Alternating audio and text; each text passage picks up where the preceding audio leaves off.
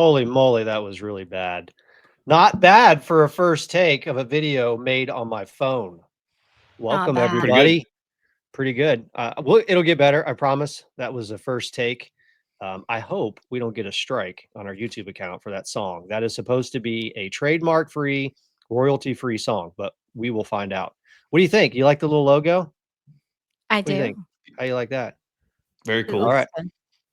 What's up? This is the first episode number one of what I hope will be many. And I wish I would have recorded some of the outtakes because it took SK about 20 minutes to figure out how to turn her microphone on. Nom, do you want to tell us how SK got her microphone turned on?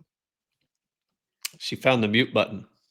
The mute button. The mute button that, by the way, we couldn't find at all yesterday when we were testing this out. She found the mute button. It's, to be fair, it's not on the screen like it is on everything else I use. It's on the soundboard, and I don't know how to use technology. I hate technology. I am Wait until utterly you hear shocked. about double muting. I am absolutely shocked that the mute button is on your soundboard. It is. It's on the I have like a whole soundboard with like Wi-Fi and stuff, and I have no clue how to use it. But it's got lots of pretty colors. Can you put like a Yeah. Post-it note there with like a giant yellow line to it that says "push me"? Well, I do have a Post-it note here, but it talks about the cords and which ones I'm supposed to plug into my computer. Well, I think my son told me about the soundboard, but I probably wasn't paying attention. Folks, this is going to be an epic disaster, but we're going to have a blast doing it. The only person here that really knows anything about tech is Nom. That's it. And by the I have way, no control over any of this. Right. That's right. By the way, he has no control over any of it. We should probably introduce ourselves. I know there's a bunch of people that, follow us on different social media platforms that know who we are, but there's probably new people on YouTube and on Rumble that have absolutely no idea who these three yahoos are. So who wants to start? Nom, first of all, Nom, what the heck does NomDePlume even mean? You don't know what NomDePlume means? I have no idea what it means. I could look it up. It's a literary term for pen writer or pen name or ghostwriter. That's it? Anonymous. Yeah, it means you're anonymous. That's your NomDePlume. What's your pen name? Not anymore. Your face is all over the place now. You're not anonymous anymore. Good enough. Yeah, thanks, PD.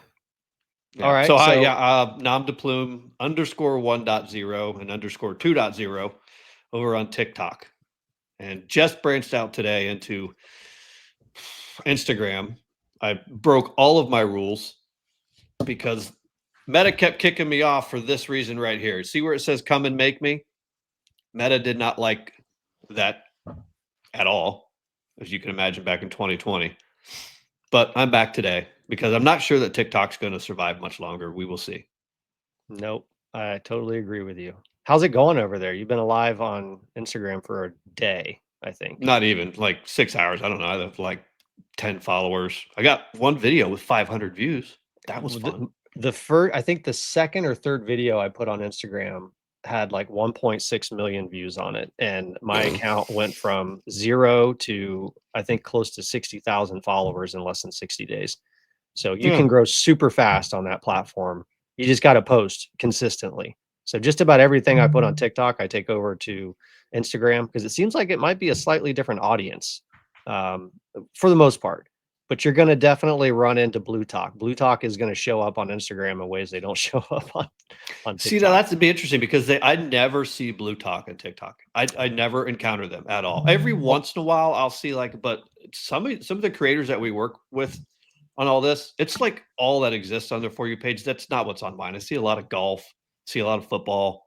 I see a lot of the creators that I follow, but I don't ever see any of the really weird, crazy psychos that are out there. I think you have to go looking for it. I think they go looking for it. I mean, and plus they curate their content to see the absolute lunacy that exists on that platform. And it is total lunacy. There's no doubt about it. No doubt about it. All right, SK, introduce yourself. Who are you? I'm SK, and I don't know anything about technology, clearly. And I'm here because PatriotDad made me be here. I started making videos on TikTok. This was your idea. This was your idea. Okay. Yeah. No, I definitely did think we needed to do a podcast. Like a year ago. I am making, like a year ago. But I'm making videos on TikTok because you made me. I used to only do live debates. I didn't want to record myself. I didn't want to show my face. I wanted to be completely anonymous. And Patriot Dad made me make videos. So I'm here And against my unfortunately, will. TikTok doesn't want you to make videos. So They for those of you definitely guys who don't know, SK is the most censored person on all of social media. Either that or she hasn't figured out how to work her phone to get it to work right. I don't know Well, yet. that's which one also a it is. possibility. Very possible. She's probably hitting like only me when she posts her videos. Only me. No, and I can't figure out Instagram. I have an Instagram. I do have a Rumble that I started a long time ago, but I don't even think I've posted anything there. I have a YouTube that I've had for a while. Just every now and then when I think about it, I post there. I started the X like last September. It's been like a year ago that I started posting on X, and it grew pretty quickly. I started actually like trying to remember to post there in like November, and then I got banned on X, which I thought was impossible. It But is, apparently it's except for not. you. Yeah, I called out a couple of politicians and got tons and tons and tons of views, like ratioed a couple of politicians, and they didn't like that. And I guess they mass reported me, and I got taken down for being spam. And I'm like, I'm a paying Prime member. Why are you taking me down for this? So I had to get an attorney to get my account back. It was a whole mess. Holy cow. But I got it back. And yeah, so it's gone pretty good, but not as good as you guys do. So Well, that's that's my just because we know story. how to poke people in the eye the right way without getting banned, but still get people to pay attention. I don't know about that. I spend half my day in appeals. So All right. And folks, I am Patriot Dad. That's the only name you're going to get from me. I'm just a dude with a phone who has a lot of opinions, and whether you like them or not, you're going to hear them. I guess you can tune out, I suppose. But we have decided to take our content to the next level and do long form content. Because one of the things that this group loves to do, and I think we're really, really good at, is we love to go a little bit deeper than what you typically find on a short form platform like TikTok, or really even that's sustainable over on other places. So we're going to talk about the things that most people aren't willing to spend a lot of time talking about. We're going to do the deep dives on topics that most people don't have the attention span to be able to dive into. We're going to do all that stuff. But I was thinking about this today. What kind of format should we do here? Because one of the problems with this news cycle that we live in today is it is so fast moving. Like before we logged on here, we find out that the Department of Justice handed over 33,000 Epstein files to the Oversight Committee, to James Comer. And it's like, I want to talk about that. But at the same time, there's so many topics that require an extensive amount of research. So we're probably going to have to mess this up a little bit. I think maybe if we do 2 videos a week, maybe we do like one deep dive video, and in the next video we just like grab the topics and we talk about them and we go after it. well, we can address the Epstein issue very quickly. There's nothing to talk about. It was almost 34,000 files. There were, I don't know, a couple of dozen videos, some of them over an hour long. It looks like it is investigators walking through at least one of his properties. There are audio recordings of what I believe are probably depositions. And then there are 33,000 individual images of court documents, not together, not grouped together, not a giant PDF, 33,000 individual JPEGs. So there you you think go. they did that on purpose? I don't really care, but I mean, here's the thing, right? None of the people who have suddenly found the will to care about the survivors and they really want to know what's in those files, which is all of Blutok, none of them will spend even 10 minutes looking at any of it. So No. yeah. Oh, and they don't need to. I'm appeased. I'm appeased. They're not. Everybody, they got what you want. Go read it. You won't. Move on. Well, we've done the research on this. We've been researching this topic for years, and I think this is the most frustrating aspect of it. Is you have these blue talkers who suddenly give a crap about these victims. They suddenly care about the Epstein issue when they couldn't have been bothered about it for years. When their guys were the ones who were protecting him, were offering sweetheart deals, were flying him around on his planes. They couldn't have cared less. We're the ones who spent time researching these cases, researching the Katie Johnson, the Jane Doe hoax that's been going on for years. And now suddenly they care. But what I think is fascinating about this is the oversight committee released those files tonight. Do you guys know what's going on tomorrow? Do you know what they're doing tomorrow? A press Got an idea. conference. Give me the details.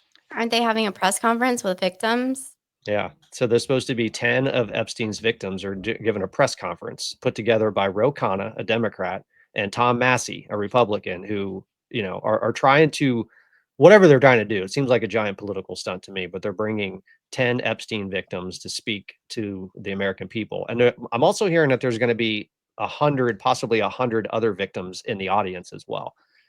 So what's really things. cool. Yep. Ro Khanna is not generally much of a bomb thrower, right? Though Massey is probably a little bit angry at Trump for now. So I think anything could happen. And here's the problem with anything could happen. Anything could be said, regardless of whether it's true or not. And then that's just going to set off the firestorm. The other piece of this is one of the one things we did find out from James Comer today was they are now calling Alex Acosta in, who was, if you guys remember, he was the prosecutor down in the South Florida prosecution of Epstein, I think back 2007, 2006, that time frame. Until today, they had no plans, at least that they'd announced, to bring him in. I think September 14th or 16th. It's exactly his quote, 16th or 14th or 16th. That's what Comer said. So we might get some answers as to what Acosta meant, or at least what people have attributed to him as saying that he's out of our pay grade, which I think Alex Acosta has walked that back a bit since then. So yeah, we'll I think the argument is that somebody said that somebody else said it, and he may not have actually said that at all. But Right. the point, what I think is really cool or fascinating about this is the Blutok. And by the way, we should probably define what Blutok is, and I'll do that here in a second, because you're gonna hear us use that term Blutok, and it's a very specific term, and we use it for a very important reason. But Blutok is expecting at least one of these victims to come out tomorrow in front of a microphone and claim that Donald Trump did something inappropriate to them. And the problem with that idea is they can't lie about it now, because there's 33,000 additional documents that were dropped the night before to be able to go back and verify that. So it's always been a hoax. And what happened to these young ladies is not a hoax. The hoax has been this scam that's been run on the American people for years, where they accuse innocent people of doing things so that they can hide and bury their guilty among the innocent. So it's going to be very hard for us to find out who did what, because the way the media has portrayed this over the last couple of years. So SK, you got anything to add on that before? Because there is an actual topic that we want to talk about tonight. And it kind of all plays into this, right? I mean, the same people who have been driving the latest hysteria around Epstein, they couldn't have cared less prior, but now they suddenly care, are, oddly enough, many of the exact same people that we just saw their names in a news article from Taylor Lorenz just the other day, exposing these people for taking dark money from some of the worst organizations on the planet. But before we jump into that, SK, got anything to add on the Epstein stuff? You're muted, SK. Okay. That was my fault, because I Yeah. was trying to see if there was anything I could do about background noise or whatever. I don't know. I was just going to say that I feel like every accusation from the Democrats is a confession. Everything that the Democrats accuse the Republicans of doing, the Democrats either are currently doing or have already done. And I was told that from the time I was a small child, and it has held true my entire life. Amen to that. Amen to that. So, Blutok. Let's talk about Blutok. Nam, what's your definition of Blutok? I'm going to pull something up while we're doing that. But what is your definition? Because we're all using it, so we should probably define it for everybody, because I'm going to continue to use it. It's not something that we're ever going to stop using.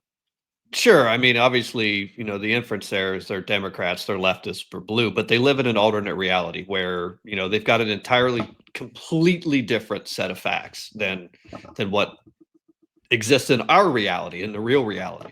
And you can't change their minds of that. And there are people who drive that narrative, who drive the alternate facts on purpose. I mean, I think the first time we really saw Blutok rear its head, at least that I saw it, was mid to late spring of last year of 2024 with the Project 2025 mess, right? And PatriotDad, you were on TikTok creating a lot. I didn't get on until October, may have been November of 2024.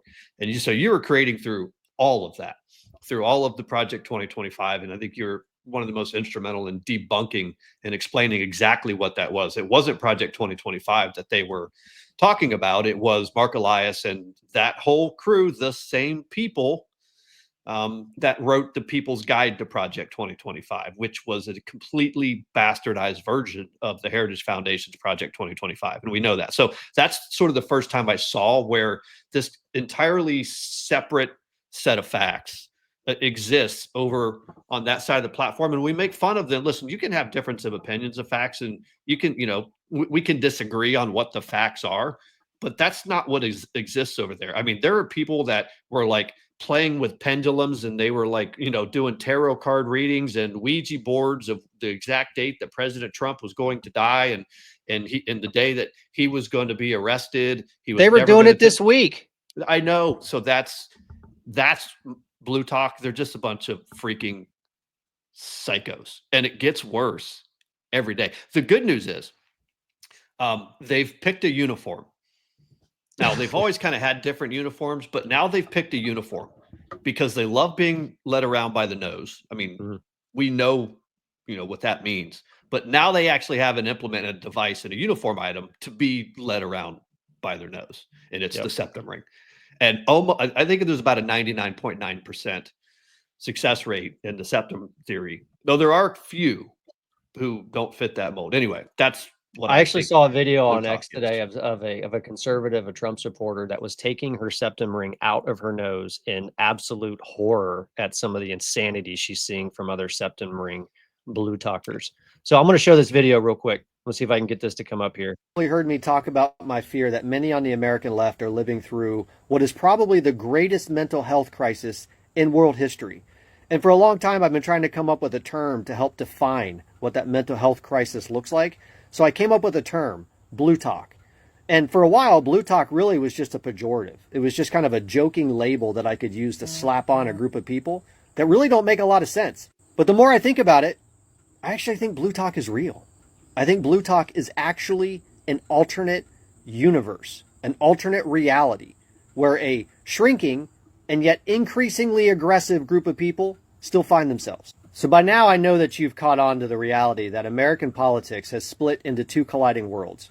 One, the world that we live in, is a constitutional republic. It's a nation of everyday Americans who honor moral authority above ourselves instead of government. That's us. Grounded in laws, history, and hard facts. We demand evidence, and we use historical perspective to try to define our worldview. We tend to cherish liberty, and we love the wisdom that our founding fathers enshrined in our Constitution. And then, on the other side, there's Blutok, which is really just a shrinking, delusional, alternate reality that I've affectionately named because of the blue-haired radicals that are stuck within TikTok's addictive grip. Here, we have a bunch of leftist influencers gaslighting their followers for clout, weaving lies to trap them in a post-constitutional dystopia that they call democracy. Over on Blutok, truth is not allowed, facts are heresy, and dissenters face digital pitchforks if they try to speak out against it.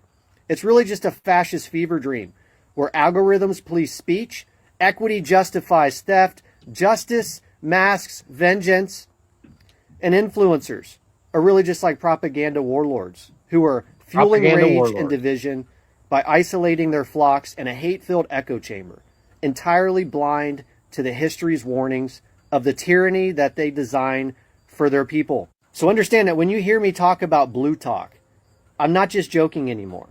This is a very real alternate reality that, unfortunately, a shrinking yet increasingly aggressive group of people still find themselves. And more importantly, the smaller their reality gets, the more aggressive they're going to become. And man, did I nail that or what? You nailed it. I call them blue anon conspiracy theorists, and they're not very good at it. No, you're right, SK. I mean, we literally today when Trump was standing out there in the White House and doing a speech after By the way, Trump's not dead. Nope. I don't know if we should be celebrating or if we should be kind of mourning the loss of more and more brain cells. I don't know. But he was standing in there.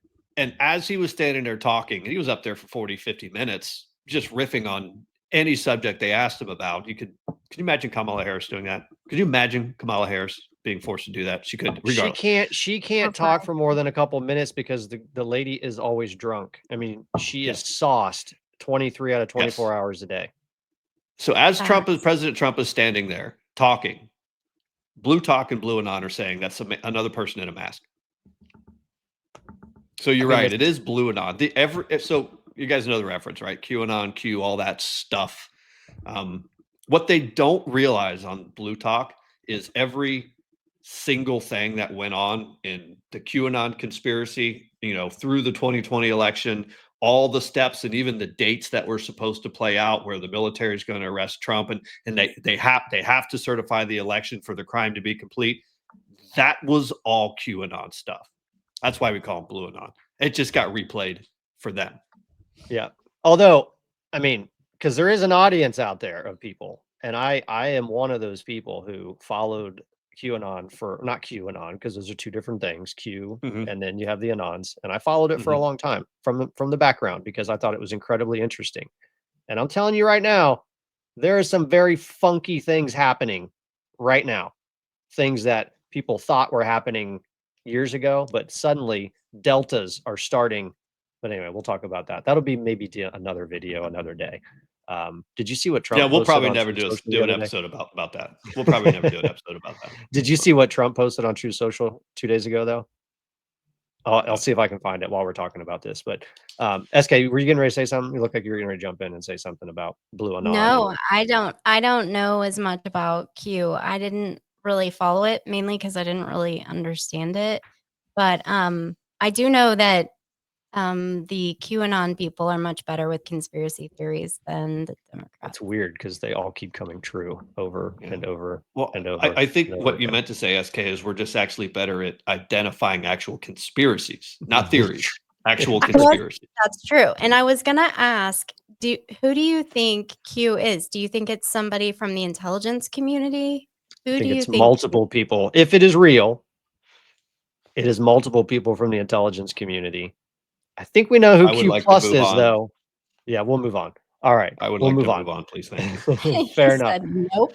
But the reason why we bring up Blutok is because there has been an earth-shattering disclosure over the last week or so. Wired magazine released an article, Taylor Lorenz, basically exposing what so many of us have known for a long time, but we couldn't quite put our finger on who was behind it.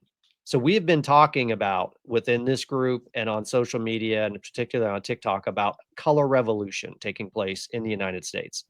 Color revolution. If you don't know what the term is, we can maybe try to define it for you, but it is basically a soft coup d'etat in the country being executed by a relatively small, very well-funded, well, maybe not so much well-funded anymore, but at one point they were incredibly well-funded group of people who are driving the destruction of the United States. And Wired magazine, I think, just ripped the Band-Aid wide open for the American people to see. There are 90 or more left-wing content creators who are now known to be taking up to $8,000 a month each, up to $8,000 a month each to create content to divide the United States. So that's what we're going to talk about today. So we're going to spend some time diving into this topic in more detail. Before we do, I went to Grok real quick, and I'm gonna read the definition of a color revolution so everybody understands, because you're right, we do use this term often.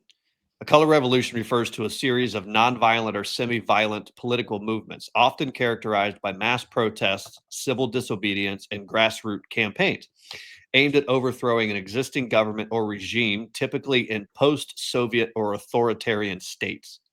These movements are named after specific colors or symbols adopted by protesters to unify their cause. Orange Revolution in Ukraine, Rose Revolution in Georgia. And what Grok leaves out here, because Grok gets all of its information from lying mainstream media, as a color revolution also played out in Mao, right? It played out in China. I mean, this is where it came from. They often focus on demands for democracy, free elections, or opposition to corruption, and are frequently supported by external actors, NGOs, foreign governments, through funding, training, or media, though the extent and nature of such support are debated. That's color revolution. That's what that means. Can we give some examples of some color revolutions that have taken place in other countries, like Ukraine? I feel like you have some good examples. Yeah, like the Euromaidan, or however you say it, in Ukraine. Wasn't that Obama? Well, it was Victoria Nuland. Who was Obama's? And Hillary Clinton. Hillary Clinton. It was her State Department. Shocker. Yeah. Who else was involved in that? Where did the money come from for that? Besides the taxpayer, of course. I have a whole page, I think. Let me find it. Of course you do.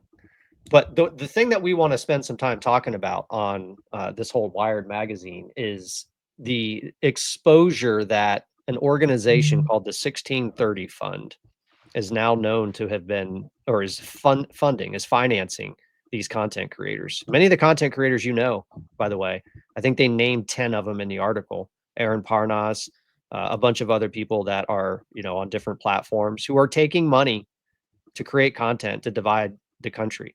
So what's funny is that the story has changed over just the last couple of days about what this organization is. So 1630 funds an organization called Chorus, and Chorus is the one who's technically paying these people. But the really strange thing about the 1630 fund is it is what's called a dark money organization. And what does that mean? Well, they do get some of their funding from donors who are willing to be named. And we have a couple of those names, and they're the usual suspects. You have George Soros and his organization has spent tens of millions of dollars financing the 1630 fund. $70 million. Over 70 million, yeah. Financing the 1630 fund. You have this Swedish billionaire, Omidyar, I think his name is, who, if I'm not mistaken, isn't he one of these people who, isn't he a former founder of Craigslist? eBay. And he's not the Swiss guy. The Swiss guy is the Weiss guy, or Weiss. It's WYSS, I think. So Omidyar is he's just another tech billionaire who's got nothing but money to burn. So he decides he wants to engage in color revolutions then. Yep. And Mark Zuckerberg. There are lots of people. And just for the record, the person that started, I think I sent you a graphic. I don't know if you want to put it up or not, but I saw a better one a long time ago because I've been looking into this for a long time. And there's like an umbrella, and the big umbrella is Arabella Advisors. And then under Arabella Advisors, there is the 1630 Fund, the Windward Fund, the Hopewell Fund, the North Fund, the Telescope Fund, the New Venture Fund. There you go. And they all exchange money between them. They all pay Arabella Advisors. Some of these organizations also give like loans to Arabella Advisors. And they take donor money from big, like the Clinton Foundation and Open Society Foundation and the Omidar, or however you say his last name. I don't know how to say it. The eBay guy. He has a big fund. Lots of them have these big funds, and they donate money. And it's a way for dark money, because once it gets to a certain level, they don't have to disclose who the donors are. So they disperse the money. The donors tell them where they want it to go, and then they disperse the money, and nobody has to know who directed that money to go there. So you mean to tell me that with a dark money organization, you've got the potential of having tens, if not hundreds of millions of dollars flowing into that organization from sources that nobody knows who they are? It's billions. As a matter of fact, there are dollar numbers I can pull up. I haven't transferred everything onto my paper and laid it out for me to be able to talk about like extremely smoothly. But I did want to say that each one of these funds have like different purposes. So when the Democrats are, trying to control things or, and control the narrative. They even call it narrative warfare, by the way, in their protest groups. I've gone into some discords and some protest groups. I've sat in on some planning and organization meetings. They literally talk about narrative warfare, but they control everything. So like the 1630 fund does like social challenges, climate, and guns, and it was started with a seed fund from the Sierra Club, which is the defunct Acorn, and they do a lot of lobbying. Wait, isn't that Obama's organization, Acorn? Yeah, you'll find that Obama is pretty woven into a lot of these things as well. But the Windward Fund does a lot of climate stuff, and there's money to the Biden administration tied to the Rocky Mountain Institute. You have the Hopewell Fund that does a lot of abortion activism and supporting of abortion groups. You have the North Fund, which is like LGBTQ. They also do environment, gender equality, ballot initiatives. And then you have the Telescope Fund. And they have every arm of their operations. Even the same people within this network of people will have multiple organizations. So they will have lawfare, which is how they control the narrative a lot with lawfare by filing lawsuits. So Norm Eisen founded Crew and Mark Elias with filing the lawsuits. You have Stacey Abrams woven into this. And remember, she's paying the largest fine in Georgia state election history. Like over $300,000 is her fine for just like this.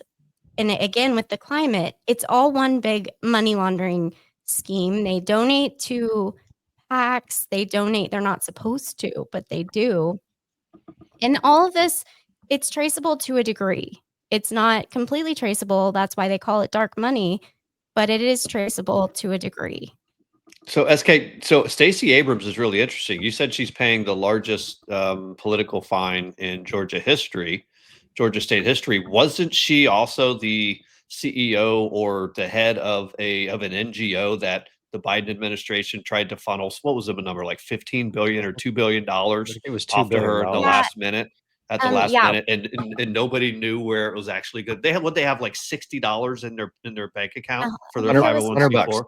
$100. But it was founded by Tim Mayopoulos, and it's even more in depth than just that because she's one of the partners with, I think it's the Rewire Corporation. And if you go to Power Forward Community's website, you can scroll down and it'll say partners, and you can look through all of those, and then you can look and see which like Senate districts and congressional districts these things are in.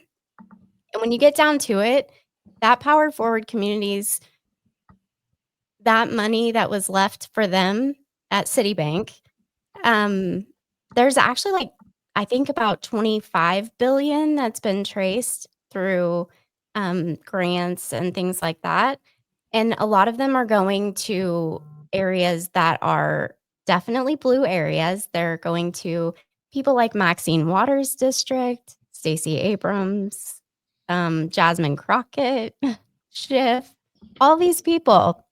It's their districts that are getting these payments, and they're doing crazy things like saying they're going into, low-income communities and changing their light bulbs or exchanging out appliances. Can we verify if a single light bulb has ever been changed from these? I want to know if a single smoke detector battery has been changed.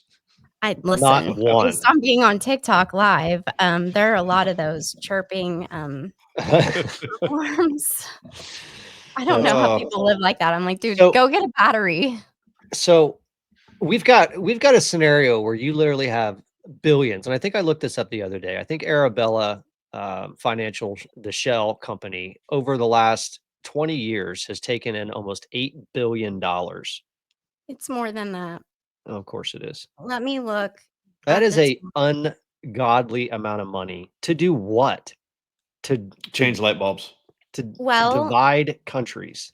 they are one of the doing things a we color know, revolution. They're pushing a narrative. one of the things we know is they're paying creators to not disclose that they're basically reading talking points, and circle all the way back to the original point of this, and we can go back on that tangent, but that's the original. It is, listen, it's not a new phenomenon for creators to get paid to do what they do. What is especially devious and dubious is when, one, they don't tell you they're getting paid, and two, when you try to understand who is actually paying them, when they're all reading the exact same talking point, like verbatim, just like all of those videos we see of all the network news or the mainstream media, word for word, saying the exact, this is what they're doing. And we have no ability to know where the money is coming from. It's a 501c4. They don't have to disclose it. So PatriotDad, you landed on this yesterday when you were like, listen, that money could be coming from China. It could be coming from North Korea. It could be coming from Hamas. It could be coming from the drug cartels. We have no idea at all. And you try to trace it, it gets lost in this black hole of what USAID and NGOs and that web of filth was always designed to end up being. So you can't follow the money. Not only could it be coming from there, it likely is coming from those countries because they have a vested interest in watching the destruction of the republic. I mean, that is their stated goal. Some of them are willing to do it a little more aggressively. Others are willing to do it over a much longer term. I think we know who those people are. But it is absolutely reasonable to assume that we have American content creators in this country right now, young people, Gen Z, some Gen Xers who are literally creating content and are funded by some of this country's biggest enemies. And there's no way they can refute it. There's no way they can refute it because they are intentionally taking money from dark organizations that have anonymous donors. Most of the donations that go into 1630 Fund actually come from anonymous donors. You don't know who they are. They won't tell you who they are. Have you been to Chorus's website? I have not been to their website, but I've checked out their YouTube or their TikTok channel a couple times. Go to I think it's wearechorus.com, and there's also Chorus Media. But on their website, they contradict themselves because they're advertising, obviously, to creators. And let me see. I took a couple of screenshots because one of them asks, like, there's a frequently asked questions area. And they ask, oh, here you go. Will I be paid to create content? Nope. Chorus is a creator-led, nonpartisan nonprofit with a really different model in the creator space. We don't pay creators to produce content. We just give you space to learn more about how to communicate effectively and grow your platforms. Please note that we do ask incubator participants to submit some pieces of content for growth analysis and to retain the right to share our analysis of overall performance. But then, well, that is really weird because that is very different from what their content creators are saying. For some of them, It's also very different than what Taylor Lorenz said was in the contract. Yeah, it gets better because it says, will I be publicly listed as a Chorus creator? Your privacy and safety is a top priority for us, and therefore we don't list individual participants in the program. We also ask Chorus members to refrain from discussing program details for these reasons. Oh, wait. You mean they're not allowed to talk about it? Yep. Growing the progressive media ecosystem for years now. Well, maybe we should just listen to one of them. Yep. Because I was able to find a video of whoever this guy is. I think he's like one of the founders of Chorus, this left-wing radical. Oh, that's Brian Tyler Cohen. Yep. Come on. What dude has 3 names? Seriously? All right. Anyway, we're gonna rewind this and we're gonna listen to him explain what Chorus does and tell me if this lines up with the narrative that you're hearing from these people today. Because now what they're talking about today is it's really just a mentorship program. And they're not paying people for content. I actually heard somebody mention today that it's just a scholarship. It's a scholarship. They're excuse me, they're giving a scholarship to these content creators to do what? Well, let's hear him. I've been beating the drum about growing the progressive media ecosystem for years now. we finally got an exciting update. I'm part of a team of creators that's created Chorus Media. Chorus is a creator-led group of voices from the left coming together to scale up, drive the conversation online, and try and rebalance the massive disparity at play on the left and the right. So here's the deal. Chorus is going to support left-wing creators in a bunch of tangible ways, funding editors and researchers and bookers, helping creators who are established on one platform make sure they've got a presence on the others, and coordinating our messaging. Wait. Coordinating our messaging. What? You mean like reading talking points? Narrative warfare. It's narrative warfare. And it's taxpayer By the way, USAID narrative warfare. That's color revolution. Imagine that. This is exactly what I mean when I talk about the warlords of propaganda. There are a group, I don't know how big, apparently it's at least 90 people big, probably bigger than that, who are being fed talking points. They're being fed propaganda to distribute out across all social media in the hopes that they can try to win back some of the people that fled this disaster of a political party over the last couple of years. And we can talk about the flight of the young, particularly, well, white, black, brown, just about every person under 30 with male genitalia has left the Democrat Party because they're horrible for men. But this is what they were saying before the article came out. They were excited about the idea of having the ability to influence people through coordinating their messaging. This is why you hear Harry, Aaron, Parker, Dean, Destiny, Jolly. I could go on and on. The list just goes on and on. They all say the same things about the same topics at the same time. It's done on purpose. And I actually think there's a reason why they do it this way. And we're going to dive into this here in just a second. But if we tie this back to the comment that we made earlier about the massive mental health crisis that Blutok is suffering through right now, I'm convinced that this strategy of information warfare, of propaganda, of basically lying to people, creating political hoaxes like the one that the American people lived through over the last 5 days, where they literally convinced millions of people that Donald Trump passed away. Like, that's the type of insanity that we're talking about here. That's the type of craziness that these people are stuck in. But hold on, they didn't just convince him that he had died. When he walked out on stage and started talking, they went the next step and said, well, that's not actually him. That's person in a mask. That's not actually him. It's like, do you think it's possible that they know the mental condition that Blutok is in right now and are taking full advantage of it? Yes, because they need them to get in the streets. They need them to. They won't do it otherwise. Yeah, there's been what I again call a Blue Anon conspiracy that I found in February. I think it was February. There was this, I think it was on Medium. I don't remember.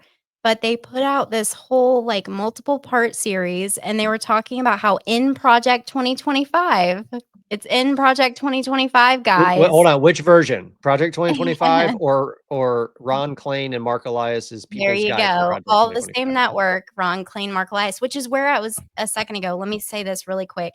The founder of Arabella Advisors, which is the umbrella over the top of all of these funds that donate to all of these different organizations. It flows down through all of the different types of organizations, all the way down to boots on the ground, activist level, indivisible, also Hillary Clinton onward together. Huma Abedin is involved with that, and Minion Moore, if you recognize those names. Also, these funds were involved with BLM. Also, Mark Elias, he did bookkeeping for the BLM Global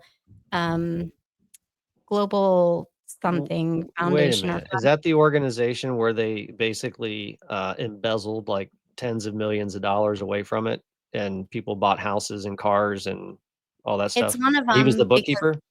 So he was keeping the books while they were doing that, wasn't he? Well, there's more than one BLM group, and I don't want to say 100% which one's which, but the global whatever fund is the one that Minion Moore, and she was the chair for the Democratic National Committee for 2024, and she worked for the Clintons.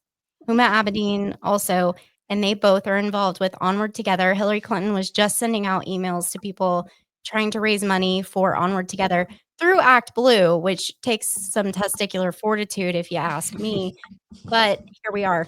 But Arabella Advisors was founded by Eric Kessler, and Eric Kessler is a former Clinton administration staffer. 1996 was appointed to Bill Clinton's Department of the Interior under Bruce Babbitt. 1999 to 2005, he was the senior manager for the National Democratic Institute for International Affairs, which is the progressive vision of democracy in developing countries. So, kind of sounds a lot like color revolutions. So and now anytime he's you back hear the on- word democracy from these people, just understand And they're developing talking countries. about, and they're talking about color revolution. They're talking Yeah. about a bureaucratic, tyrannical state that is going to take over whatever country they have their eyes set on. Yep. And so this Eric Kessler guy, his family owned a multi-generational auto parts company called Felpro, and he sold it in 1998 for $750 million. And their family had a charity called Family Alliance Foundation, and the board still includes him and his parents. And they do a lot of healthcare research. Like, what type of healthcare? I Like haven't gone that pharmaceutical? I haven't gone that far yet. It just says that they do a lot. They're involved in a lot of healthcare research. And then, we'll get to that. yeah. And then in 2005, he founded Arabella Advisors. And it is a 501c3, which is how you can find out the money that's going in it. You can't trace the money through Arabella Advisors down through all the other organizations other than like dollar amount grants and things like that. You can't tell exactly who is directing that money to be given to them. So let me And- summarize this real quick, if I can. I want to summarize just to make sure that people are keeping up.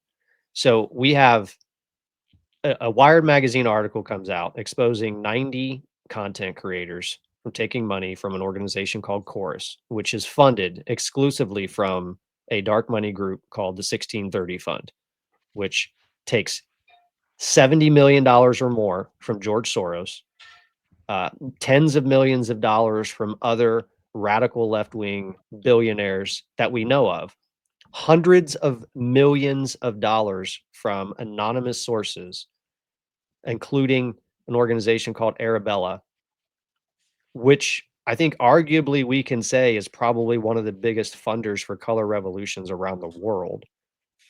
Do you know why now do you guys understand why this story is so important?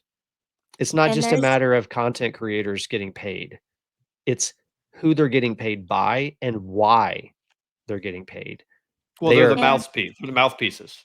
They're the And tip they- of the spear. They're the Yeah. tip of the Yeah. spear is what they are. They are And driving the color revolution across social media because they know that that's where the fight is.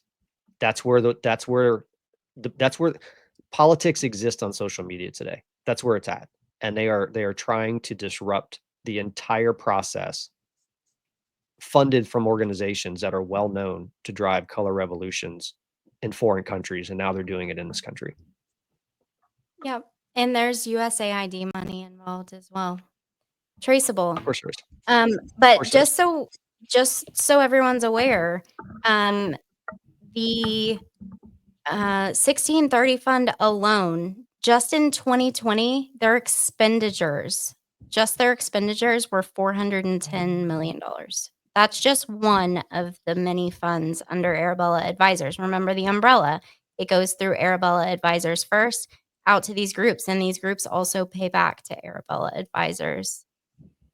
It's all just a big circle. It's all one big giant color revolutionary circle. This is why we talk about this stuff so much, folks. This is the reason why we spend so much time talking about the dangers that we're seeing from these radical left-wing content creators today, because they are being funded for the sole purpose of driving a color revolution across this country, because they know. Sorry, go ahead. Yeah, well, so I mean, the next question we need to be asking is, we know that these management agencies that manage creators like this, and this is a bit of a different breed because of what they're stated, and not their stated, but at least we know their intent is.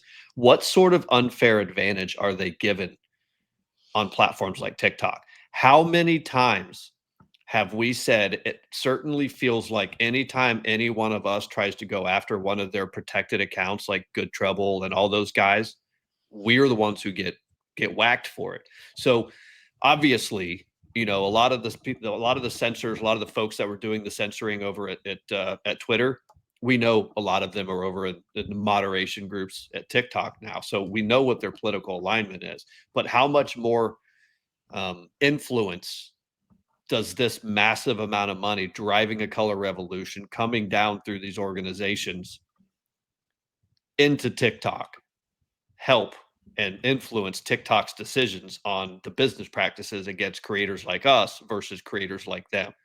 That's right. That's right. And this is something that the Federal Trade Commission, the FCC, the Department of Justice, Civil Rights Division have got to get involved in. You will not win future elections unless you get a handle on the massive organization a left is building to spread disinformation, propaganda, and basically lie to people. And the problem with that is, over the last several years, they have literally created an entire population of people who don't have the mental capacity to be able to decipher between truth and fiction anymore. They don't have the ability. That being said, Trump, I think he needs to ban TikTok because it is the biggest purveyor of it at this point. It is an actual threat. This is a national security threat. It's not that they're building an organization to do this. The organization has existed for years, except it was pointed outward. And as Mike Benz talks about, now it's pointed inward, and the money is already there. Now, what Trump and they were able to do with USAID was basically shut off the flow of money. How much of that it's going to impact, I don't think we know. But the money's there, the organization is there, the people are there, the tactics are there. They already know exactly what to do. They don't even have to communicate with one another to do it. All they had to do was turn it around and point it at us. It certainly seems like that's exactly what they've done. Wow. Yeah. I want to show you guys something. Go ahead, SK. I want to show you guys something that I found earlier today, but go ahead. I just wanted everybody to also remember Bill Gates had a meeting with Donald Trump last week. I think it was last week, could have been the week before. And Bill Gates is also one of the large donors to Arabella Advisors. And one of the things that was announced after his meeting with Donald Trump is that he's no longer going to be donating to Arabella Advisors. And I'm wondering, this is just a question, and I would love to know what you guys think here as well as in the comments. Does anyone think that maybe with the Trump administration looking into all these different organizations and Roy Singham and Code Pink and, all of the different organizations that we've been trying to shine a light on, and then the right people have gotten a hold of it and amplified it, getting Congress to pay attention and getting the Trump administration to pay attention. Do you guys think that these organizations are being investigated for what it is that they've been doing, especially around the like Tesla protests and things like that? Because a lot of these Arabella Advisors funded groups were involved with a lot of these protests, including the Tesla takedown protests, and you have Indivisible. And I'm wondering if maybe Bill Gates was like, okay, well, if you don't prosecute me and come out after me, I won't donate anymore. I won't support this. Yeah. So right around, I think it was the day before the Wired, or the day that the Wired magazine article came out, we did see a hint that Soros organizations are being investigated for RICO. And I did a couple of videos on this, right? Because the angle that I was taking back then, before I even understood, this whole Arabella and 1630 fund, support, where that all came from was, do these creators understand that if they're taking money from this organization and they are acting on behalf of this organization, and this organization, when you follow the money all the way up to Soros, and you find out that the Soros entities, open societies, and others might be being investigated for RICO, the question I asked was, did they each individually open themselves up to a RICO investigation? So to your point, SK, I think it's probably pretty daggone possible that they're all being investigated for RICO. And if they're organizations that are being funded through Arabella are, out there, and their folks are out there burning Teslas and firebombing Tesla dealerships and scrawling swastikas all over Teslas, not to mention swastikas all over Jewish students' dorm rooms and the universities, and they're all being funded and organized from the same place. Where there's violence and they're breaking the law and they're paying for it, that certainly sounds like a RICO investigation to me. Well, I'll just ask this, and I want to show you guys something. I know, SK, you are probably one of the most impressive what I'll call a manual researcher I've ever met, meaning you were like down doing the digging. It's almost like you got, you're in the library with the Dewey Decimal System, like looking up She writes notes on a She notebook she writes a pencil. She still I puts did. notes She's like on a takes notebook. a picture and sends it. What am I going to do with But that? there's What do you but want to there's do with other that people. notebook? But there's other people who have been using AI to kind of do this, like Data Republican is one. Has anyone noticed that she's been kind of quiet lately? Like she'll post Mhm. once in a while. She's writing a book about George Soros. I'm sure she is. And who else is she providing information to? I mean, that's just Well, a total speculation, but I would not be surprised to find that she's not been tapped to say, hey, what do you know? Can we use your tool? yeah, and I have talked to her a few times she follows me on X, and I've spoken to her a couple times through like message and like also in comments. And I think it would be amazing if her and I could team up because I know all of the connections. So if she's so fast with the technology and the AI and all the stuff that I cannot do and won't do, I don't even want to learn it. But I know I've been following these things for years and years and years and years. I've done campaign finance research in my own state for a long time because a lot of these organizations are the organizations that have been doing even in all of the states across the country, but there are specific states where they have targeted certain issues like AB issues or things like that. So if your state has had an AB measure on the ballot, your state's been targeted by these groups. The redistricting stuff, these groups have targeted your state. And so I've been following this for a long time. And so I can see these names. When a name pops up, I immediately am able to make a connection, and make the web bigger. And she's so fast with all of that. I think together we would be unstoppable. Would you hear that, So Data Republican? You've got a potential partner here. So I just want to point out something that SKU did. You said the phrase AB twice. And for folks who don't understand what that means, that is how third graders are required to speak on TikTok so you don't get censored and get kicked off of lives because they treat you like third graders because in true color revolution fashion, it's the social credit system where they're going to nudge you and force you to only use the words that you want or they want you to use. Like you can't say abortion because that's bad. So anyway, one of the reasons why we're here is because we don't really want to play that game anymore. We're not going to talk like third graders anymore. We're going to say the word abortion. We're going to say COVID vaccine. We're going to say vaccine injury. We're going to say that, that there was over in Italy, a very recent study, what do they call that? Double-blind placebo. Well, hold on. Before you do that, Right? hold on a second. I actually have a video of it. Do you guys want to hear? You guys want to hear what they say? Why don't you set it up for us? I'm going to set it up. So they actually had about 300 person cohort out of Italy that they followed for about 3 years. And they were studying the impacts and the results of the COVID vaccine on these people. And the results were just as bad as we told you they were going to be when we were getting banned off of these platforms 3 years ago for talking about them. Well, before we do this, because I want to play the just video. Make this a teaser for the next one. I have a clip. So here, and I put this at the end of this episode, first episode. Wow. By the way, the last hour has absolutely flown by. I feel like we could do this for hours, although Patriot Mom wouldn't be okay with that. So we're going to try to keep these to about an hour or so, because I think that's about all the patience most of us have and all the time we have. But I found about a 90-second clip. And when I was doing some research today on this topic, it all kind of came together for me. What I mean is, the 90-second clip is it seemed like what happened during COVID was not only a strategy to be able to change the future of the country through elections and allowing governors to act like absolute tyrannical monsters. You got to see the true colors of people like Beta Boy Newsom.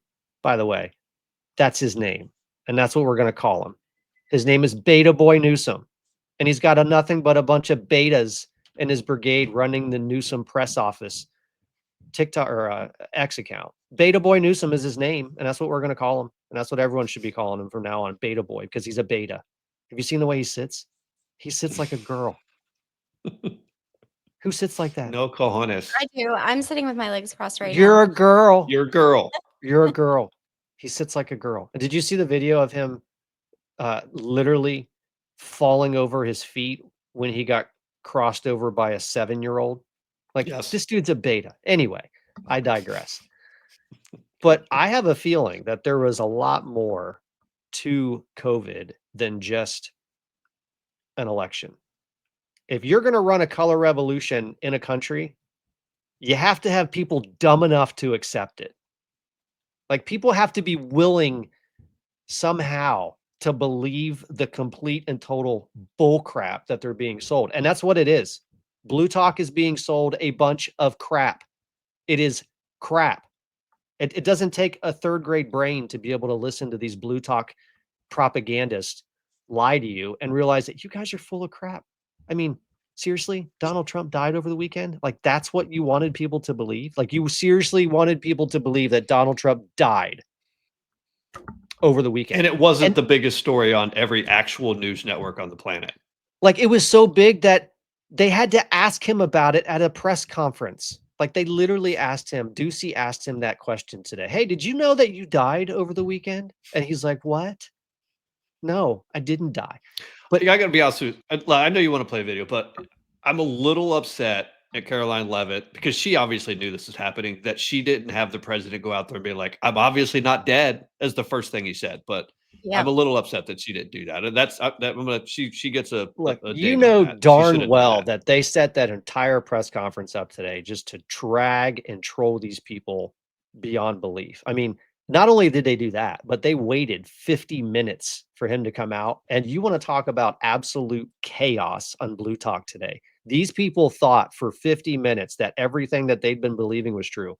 Like, they scheduled a press conference and he didn't show up. Holy crap, he must be dead. Like, this is the type of insanity that a color revolution requires people to be willing to accept in order for it to work. In other countries, you can get to that place because of poverty, because of massive corruption, distrust in the system, whatever it is. But that's Dependence not on the government. Yeah, that's generally Dependence on not the who government. we as the American people are. We're a much more resilient type of people. So I instead they wonder- just made him crazy. So it sounds to me, well, let me play this and then you tell me. You tell me what you think. Yeah, instead they just made him crazy. Hold on, I almost logged us out of the entire podcast. We don't want to do that. All right, folks, hold on. This is going to be really good, I promise. And I actually have two. I have two. But this one, actually, I want to play this one first. We're going to play this one first. This is not the Italian guy. Anecdotes here or low quality evidence. We're talking about Pfizer's own data, reanalysis, what we call double-blinded randomized controlled trial data, highest quality evidence, suggested from the beginning it was going to do more harm than good. More serious adverse events for people in the vaccine group than people hospitalized with COVID. So that was already suggesting it probably, if it was analyzed properly at the beginning, should never have been enrolled or given to a single human in the first place. Clinical data, observational data, autopsy something else which I think we haven't talked about enough. One of the serious adverse effects from the vaccine, from Pfizer's own trial, Neil, in their own trial, in the reanalysis, and in the World Health Organization endorsed list of potential serious adverse effects, is psychosis. But what? Where did Did he Patriot Dad go? I don't know. It wasn't Where me. Did he just log himself out? No, I don't think so, because it still says it's recording. Yeah, it's Surely still recording, not. but he may have gotten kicked out. Did you hear that word Oh, here it psychosis? comes. That was weird. How many times have we said that there's a psychosis playing out on TikTok, and he was absolutely right. I know you have another one because I got this another one's one. even better. That was the weirdest This one's thing. As even soon as better. that video was done, like my browser just like pooped out on me and said I had to reload, but at least it let me come back. But this one's even better. That one just said there's psychosis, but this one's even better. Now we know, I think, why people are suffering from a psychosis. So let's get this thing going here. This, by the way, is an Italian doctor. A comment to what Tina said about the change in personality, depression, and all these things. This is very real. And we have identified the reasons from the theory, and some doctors in Italy some pathologists have confirmed that. The spike protein, unfortunately, attacks and destroys also the endocrine system. So the glands producing hormones, and hormones are what make our emotions and feelings and all those things. And so an Italian pathologist near Venice, he went on a newspaper telling that all the brains he had investigated, he found the pineal gland completely destroyed on all the people who were vaccinated. Okay. So the spike protein is also very dangerous for the endocrine system. That's why people have these changes in personality and yeah. So the hormone question is interesting because when I watched that earlier, I immediately was like, has there been an increase in minor instances of non-gender conforming, gender binary, all the things? Because if you're messing with people's hormones, what does that do? And it turns out there is. We're not going to go through the data here, but there's been an under the age of 18 in this country since 2020 until now of minors self-identifying or being diagnosed as trans or non-gender conforming as a result. So folks, there you have it. Oh, Go ahead. I was just going Go to ahead, say, I SK. saw a chart today that had it broken up by birth year. And when you break it up by birth year, it goes up like 1% or almost 1% every, like, I can't remember if it's broken down in 5 years or 10 years, but it goes up a lot. I think it's up to like 3.5% of the last one that it has. That's exactly what it is. 3.5% increase is what I saw. So there's a lot here that we obviously can't get into today because we need to pull that data, but just that one study gives us some very, very scary longitudinal data about the effects of that thing. And all of these people are still demanding that we go out and take it. Literally all of them are. So if you wonder what's wrong with Blutok, there you have that's it. That's Blutok. That's what's wrong with Blutok. Psychosis. Yep. And damage to pineal glands. Like literally they broke themselves. Their brains are broken. They're broken. It's that simple. All right, folks. I don't know about you, but I think this is a pretty good first episode. What do you think? I think the next episode, what we need to do, I'm not sure when we're going to schedule it, but I think we all just need to come like rapid fire with like 4 or 5 of the dumbest things that these people in politics have been doing over the last couple of days and just make fun of them. Like, I just want to make fun of people that are doing stupid things. Can I add one thing before we go? Yep. We need to make sure, and I don't care if you leave this in here or not, but we need to make sure that we add a link or tell people where to go in order to be able to get in our Discord so that we can be able to communicate and let them know if something happens to TikTok tomorrow. You can reach all of us in the Discord, and it is called Patriot Source, but it is skdd.lol, and you might not want to leave this in the video. You might want to put it like in the description or something. Yeah, we'll put that in the description if I can figure out how to do that as we drop it on. By the way, guys, we're on both YouTube and Rumble now. Patriot Source Podcast on both. Now, since they're new accounts, probably not that easy to find, so you're going to have to search around a little bit. We'll send out the links on the different social media platforms. I'll post them on X. I'll post them over on TikTok somehow. I'll put them on Instagram so that you guys can find us. But this was fun. This was cool. Before we go, I have an out video. It's the same as the intro video. Do it. But I feel like you should have to play an exit video when you're wrapping up the first episode. Yep. Do it. We need to talk.